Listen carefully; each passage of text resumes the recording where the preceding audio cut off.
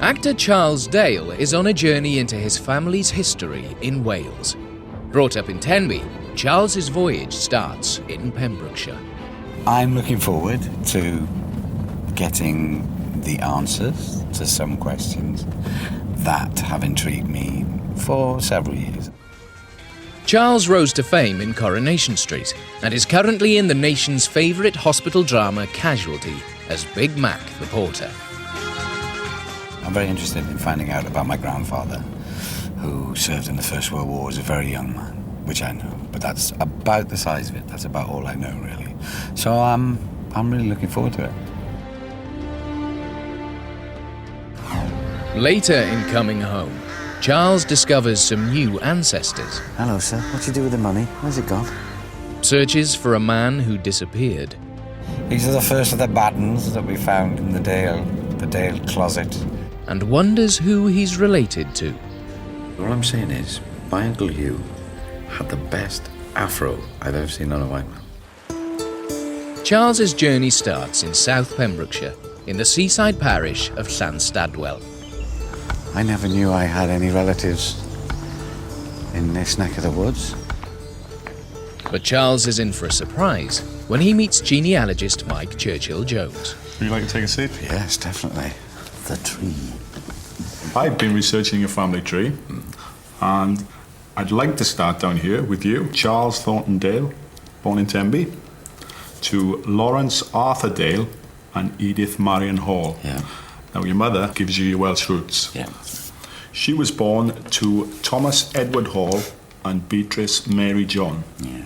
Who actually turned out to be first cousins. Yes.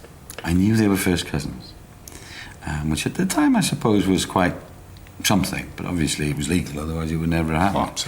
Absolutely. So I've always knew that, and I don't have 6 fingers on one hand or anything strange, so that's all right. Sadly, Charles's mother died 20 years ago, but he's delighted to find out that her family, the Halls, come from Pembrokeshire. Hugh Edward Hall was born in the parish you're in at the moment, Llanstadwell. in Llanstadwell, so that's why you're here. Right. Hugh Hall and Jane Rock married in this very church, and this Rock family goes back to circa 1730 in a village called Walwyn's Castle. Yeah. Pembrokeshire through and through, by Indeed. Way. I've always known that my family was from Pembrokeshire, but what I've never really known is the extent of Pembrokeshire. Charles is about to learn more about the Halls from museum curator Simon Hancock, who has been poring through the parish records. Of course, your ancestors, Charles, William Roche and Hugh Hall, in their turn, were both members of an organisation called the Parish Select Vestry. Now, in those days, there was no local government. Everything was administered by the parish. So the men of property, you had to be male, and you had to be a landowner or a prosperous tradesman, did everything. They found people for the militia, they repaired the highways, and of course, perhaps one of the most important things they did was social welfare. Right. So Hugh Hall would literally collect all the money in cash from all the local landowners, and then he would disperse it to those who were destitute, ill, and basically people who were unemployed. In 1824, on the 14th of July, Hugh Hall refused to hand over the sum of £7, 11 shillings and 7 pence, which was the balance in cash that he was holding, being the parish poor account. And I think he must have fallen out with the person who succeeded him, Mr. Gwither, because Mr. Gwither was moaning, saying, I haven't had the money, Mr. Hall is holding on to it. So I think they had to get a couple of magistrates in. But do we know how it was resolved, or where that £7 went?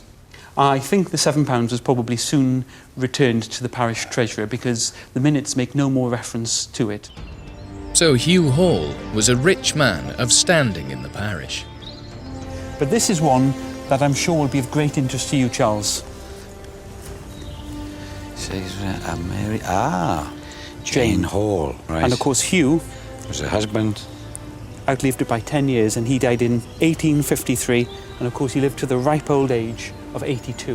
Very good. Which was very old in those days. Yeah, very old in those days. I'm pleased to see, going through the family tree, that there's quite a lot of longevity in this family. So that augurs well. I'm hoping. I hope the heart holds out. And it shows, of course, the family had money and were people of substance because they could afford to erect a very substantial tomb slab like this. Hello, sir. What do you do with the money? Where's it gone?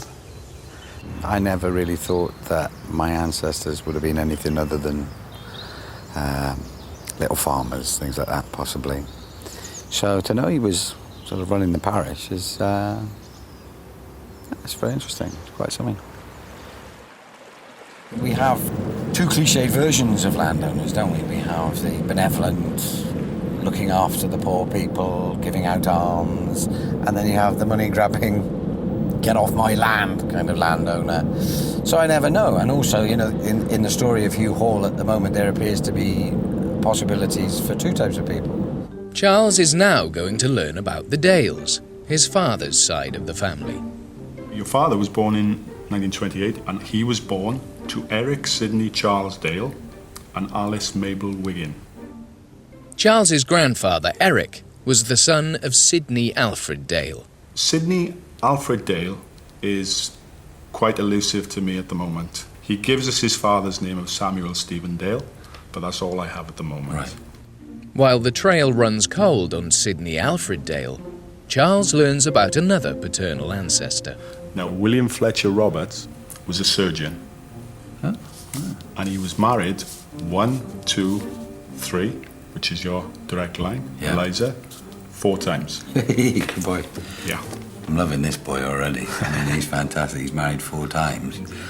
And he was a surgeon.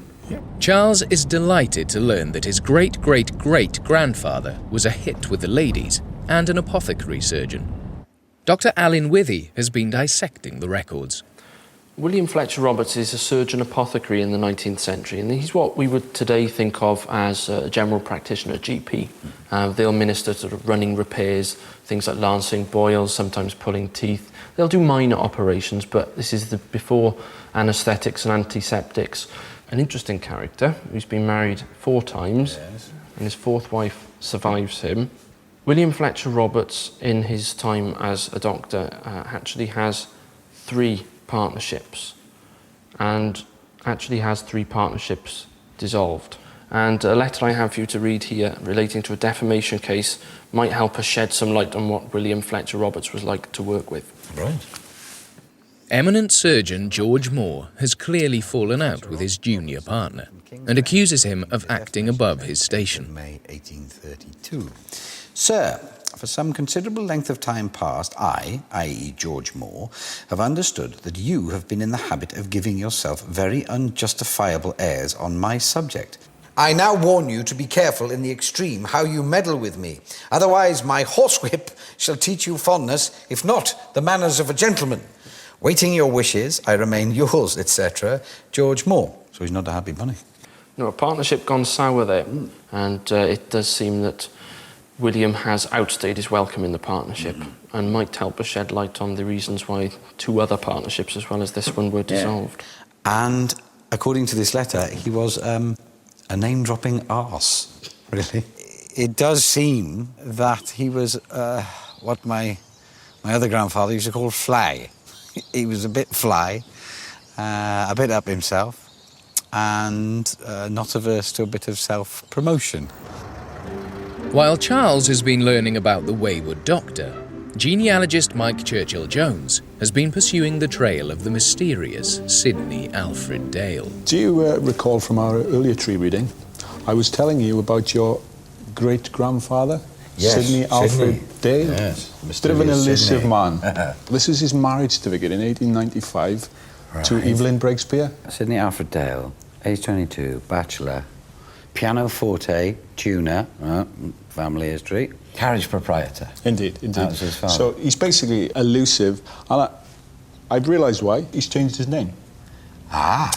He's still a Dale, but if you have a look here, this is an 1891 census listing.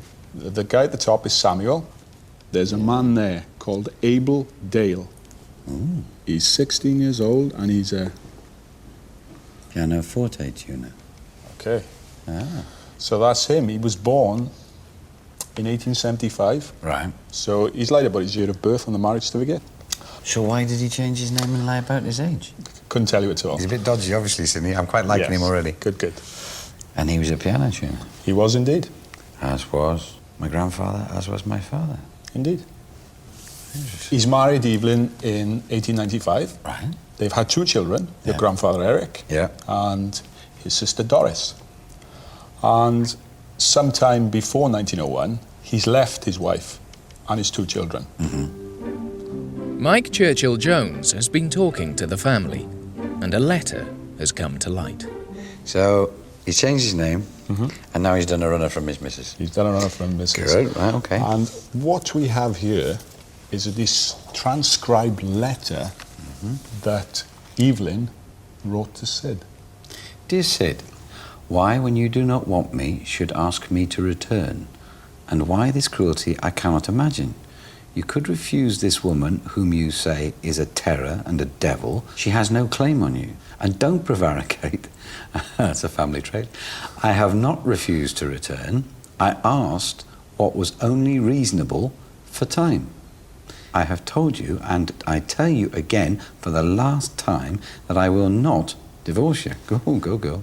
Well, you have chosen goodbye, and in the long, lonely years, spare a kind thought in friendship. Yours sincerely, Evelyn.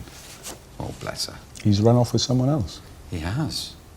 The next time we managed to pick up Sydney, Abel, whatever you want to call the man, is he goes off to Australia in 1913. This is the name of the boat. Orama. Where is he on And there? there's his name there. Sydney Alfred Dale. Off to Australia. Indeed. Very good. That's that. Very interesting. The last thing I can really offer you, we're looking at an electoral roll in 1914 for Victoria, New South Wales. Right. And if you come down to there, Dale, Sydney, Alfred, Heidelberg Road, I think it is. Road, Ivanhoe, traveller. Described as a traveller. Interesting. So there you are, Sid. And he's only, 39 years of age, isn't it? Very frustrating. Yes, very frustrating. So maybe he's changed it again. Maybe he's changed it then. Abel. Abel. Yeah, he was obviously a bit able, wasn't he? Indeed he was. Here, the trail really does go cold on Sydney Alfred Dale. I think the letter from Evelyn is lovely, because right at the end of it, she just basically says, don't be horrible to me. Don't do this to me. It's not fair. And then she says, but I hope you'll be all right, and basically ever your friend. It's an extraordinary thing for somebody to do who's been treated that appallingly. So, yeah, he's the first of the bad uns that we found in the Dale closet. I've always felt that the Dales have something of the dark side about them. I think as an actor, it's always been useful to kind of draw on that dark side. The Dales are quite acerbic, they're quite ruthless, they're quite sarcastic, they can be. And usually it's done with love, but occasionally it comes out the other way. But it's as I say, it's very useful to have that kind of thing to draw on as an actor, you know, because occasionally you will come across those people that are through and through bad, and I always rather enjoy that.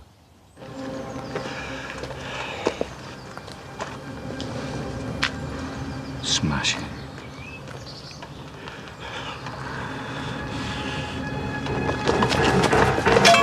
Now that could seriously damage your health. Another Dale that Charles is curious about is Sydney's son, Charles's grandfather, Eric. I'd like to find out more about Eric's war service, I think. I know very little. I know he was a gunner. And I know he fought during the First World War. There's a sort of family rumour about some kind of decoration, but nobody really knows the whole thing. He didn't generally talk about it. But Mike Churchill Jones has opened Eric Dale's war record. He volunteered. He went to the territorial office in Kidderminster in 1915, and he volunteered, and they put him in the 2nd South Midland Brigade. That regiment, one of the battles it was in was the Battle of the Somme. On the 9th of July, Eric was sent on a signalling course till the 22nd. And while he was away, this occurred. The 2nd South Midland Division, the first major action in which the division was engaged, turned out to be an unmitigated disaster. An attack was made on 19th of July 1916 at Fromelles. The division suffered very heavy casualties for no significant gain, and no enemy reserves were diverted from the Somme. Such was the damage to the division and its reputation that it was not used again other than for holding trenches until 1917. So it was a disaster. Absolute disaster. But he was on the course at the time. Wasn't his fault. No, not his fault. But he wasn't there. Gosh. It's a strange feeling because I've read quite a lot of military history about the First World War, and while I would, from my perspective, I would say he's one of the luckiest men in the world, I'm sure from his perspective, he felt otherwise, because all his mates would have been there, and they would have died, and he would have been That's off. right. A lot died, and I think it would have affected the rest of the unit a great deal. Yes, There's one more thing I can show you. Right. His conduct sheet. Absent from 9 a.m. parade until 9:15 a.m. 15 minutes. But the Deprived 3 days' pay. Yeah. 15 minutes. That's it. That's it. That's all he did. All through the First World War, and he got docked 3 days' pay. So, my conclusion there is, yes, he won his medals, Yeah. and he was a brave man in that respect, Yeah. but there's no distinguished service. There's no distinguished service. But these are Eric Dale's actual service medals. I really don't think it doesn't matter, because if the regiment was used again in 1917, that would still have been another year till the end of the war. Indeed. So he still would have seen the most extraordinary things, and to come out of that the other side is still a fairly, phenomenal thing to do. The Great War for Civilization. My grandfather could be quite a cold man. He was quite, I don't know if the right word is stentorious. He was quite strict. He was quite almost Victorian sometimes. And finding out about Fromelles, I think, and being sent home just before the Battle of the Somme, to come back to find all your mates are dead, I think that's probably going to fill him full of what we would call now survivor's guilt. And you can't go through those things, both the survival and the horror of what was a truly awful and terrible war, without being deeply, deeply affected by it. Eric moved to Tenby after the First World War to work as a piano tuner. He married Mabel, Charles's grandmother, in 1924 and presumed his military days were over. For Charles, there's another relative that has always intrigued him. One of the things I'm very keen to find out about is, in this old family album, there is this gentleman here.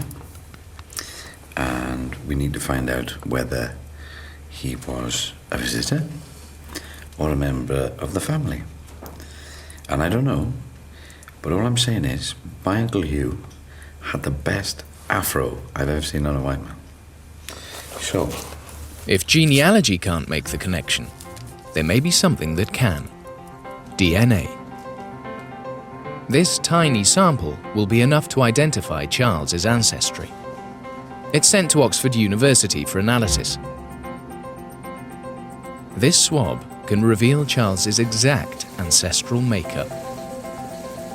After volunteering for duty in World War I, Charles's grandfather Eric Dale was too old for active service during World War II. But the war came to Tenby, and veteran John Tipton remembers. I'm fine, thanks. I've come down here to tell you something about World War II in Tenby. Ah, lovely. Yes. And really about an exercise called Exercise Janssen. Operation Janssen was in preparation for the D-Day landings. The plot was to land 2 divisions of 16,000 men and maintain them for 14 days. Tenby was the takeoff point, and so the harbour here was full of landing craft. Yeah. And Tenby itself was closed down.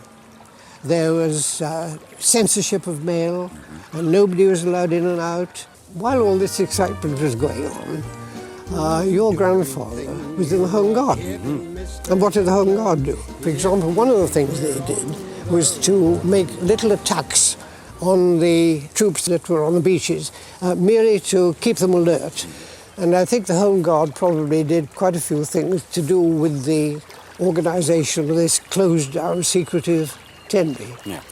And in fact, I've got something here to show you to indicate that your grandfather was not only there, but was quite important. Dear Lieutenant Dale, it was principally due to your organising and hard work that this sub-district was able to build up a workable system of communication that was something by D-Day. This was not an easy achievement considering your difficulties which had to be overcome. Had you ever seen that before? No, I've never seen that before. By this time, the Home Guard was really very efficient. Yes. There was no Dad's Army about it at all. No. And they were not called upon, but they made a very good account of themselves. Oh, of course, absolutely, yeah. Charles is proud of his grandfather's contribution during World War II and is about to discover more. A few miles from Tenby, volunteers have restored former RAF Carew-Cheriton airfield to its original state. John Brock has news for Charles. Hello, sir. Oh, Charles, how good to see you. Good to see you, friend. Pembrokeshire played a vital role in the coastal defence of Britain. And Pembrokeshire, you see, had to have 9 airfields, and their main job was to cover the convoys coming into Milford Haven and Liverpool. I was 13 when war broke out here. I well remember them practising the Home Guard here. And as youngsters, we used to laugh about, because originally they didn't have any uniform, but they had on their arms this LDV, because they were called Local Defence Volunteers. And as boys here, we were very cheeky, because we used to call them the Look, Duck and Vanish. We used to watch them in the evenings practising. They were great people, because a lot of them were old or very young. We never shot any German aircraft down here, but I know that when there was some of the rage here, that the Home Guards took pot shots at them to see if they could do anything, not as they could bring them down. October the 12th, 1941. German bombers dropped 4 bombs on Tenby. Several houses were damaged. Charles's grandfather, Eric, made his way into No. 1 Queen's Parade. Putting his own life at risk, he managed to bring out Mrs. Annie Thomas. Sadly, she was already dead. John Brock has some documents which Charles has never seen before. Dear Sir, my committee wishes to bring to the notice of the powers that be what they might consider very brave conduct on the part of one of their members after a recent air raid here, who worked immediately among the debris of the bombed house where he knew someone was buried and actually found the person, although dead. And that was from the British Legion. Isn't that wonderful? Okay. I knew that there was a bomb in Tenby which did kill the lady, but I had no idea that Eric was one of the people that pulled her out. So that's completely new, and it's sort of nice in a way, because after all the revelations about the First World War, to know that he would have been able to feel like he was doing something that was worthwhile, having missed out on the Somme and things like that. So that's very pleasing. It's very nice. When you listen to stories from people who are actually there, it just kind of brings it home, really, you know. How fortunate we are that we've never gone through it. You've just got to be very grateful to them, really. Look after them. These stories have challenged some of Charles's ideas about his grandfather. He would dearly love to be able to speak to Eric now, but Eric died aged 90 in 1987. But Charles's father, Laurie, is very much alive, and Charles is keen to share what he's found out. I knew about the bomb. Yes. That dropped, but I never knew that Grandpa Dale was the guy that pulled Mrs. Thomas out. Mrs. Thomas out, yeah. Yeah. He did, yeah. Yeah, I never knew about that. But I just wondered, they showed me this today, and I just wondered whether you'd ever seen that. No. Well, at least if I had, I don't remember it, you know. Yeah, it's the... Oh, that's lovely. It's the letter from King George. Yeah. But where were you that night when the bomb went off? In an air raid shelter, Right. which we had in the garden. What, on St John's Hill? Yes, on St. John's Hill. right. It was a very primitive thing with a sort of corrugated iron roof covered with earth. Yeah. And it was all leaking with water, so we sat there with water up to our ankles. Right. Yeah. Yeah. See, I remember when when I was young, I was used to try and ask him about stuff, and he would always deflect it, and he would never. Did he? No. Did he ever tell anything to you? He never did. He was a sort of private man. But of course, his mother, her husband, left her with these 2 children, and she had him fostered out to these friends of hers who were very Victorian and very strict. Yeah. And I think maybe that's what made him the way he was. I think what I've learned about Eric, it's been very interesting because he was not always an easy man by any stretch of the imagination, not a sort of cuddly grandfather type. But when you see all the things that he's been through, that's going to form you, especially at that young age. So maybe I feel a little bit more kindly disposed towards him because nobody will ever know the things that he saw and what he went through, really, except people who were there, and there aren't many of those left. Charles was brought up in Tenby, and his sister Lindsay still lives here. Mrs. Harrison? Charles is almost at the end of his journey. Thank you. How are you? That's a bit of a surprise. Oh, it is, isn't it? Come on through. Lindsay has something for her brother. Right. Oh, what's this then? Well, this has come for you, so I know not what. All right, let's have a look. Let's see what they've sent me this time. There's a little surprise. Ah, right, I know what this is. This will be the DNA results. Summary. Both the maternal and paternal ancestral lines are early Northern European, right, with a high concentration of Celtic ancestry only. Your DNA sequence shows you to be a direct maternal descendant of Xenia, the Warwick princess perhaps, and a paternal descendant of Oisin, Celt.